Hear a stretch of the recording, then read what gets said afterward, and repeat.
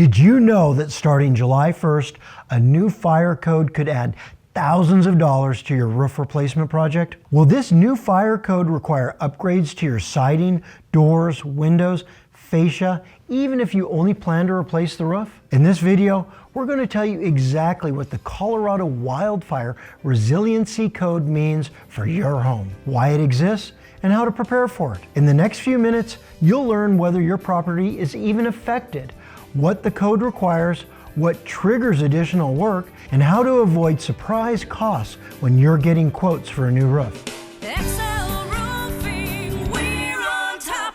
Here's the thing, for decades we've built beautiful homes in the foothills and mountains of Colorado, and we've done this without specific wildfire protections. Now this code requires those protections, and it's not just about your roof anymore. First, you'll need to know if your property is even in a wildfire hazard area. Colorado State Forest Service has mapped something called the Wildland-Urban Interface, or WUI. Check the link in the description below to see the official state website and the interactive map they've created.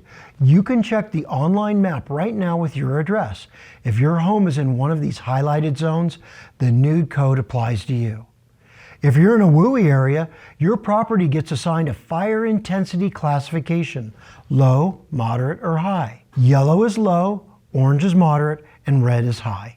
The state based this rating on its 2022 Colorado Wildfire Risk Assessment, which rated areas based on vegetative fuel, topography, and the typical weather conditions that happen there. That classification tells you and your contractor exactly what is going to be required for your home improvement. At a minimum, any roof you install has to be rated Class A for fire performance. That's actually something we've been recommending for years, so that part's not new. But here's where people get surprised. When you pull a permit for a new roof, inspectors will now look at your home's eaves, soffits, fascia, exterior doors, windows, and siding. If a roof project triggers inspection, the code official can require upgrades to these components also, even if they weren't part of your original estimate. Upgrading all of these may seem excessive, but wildfires are no joke, especially when Colorado is in a drought. This sounds complicated, but it doesn't have to feel that way. This is where we come in. At Excel Roofing, we've been navigating building codes and inspections since 1993.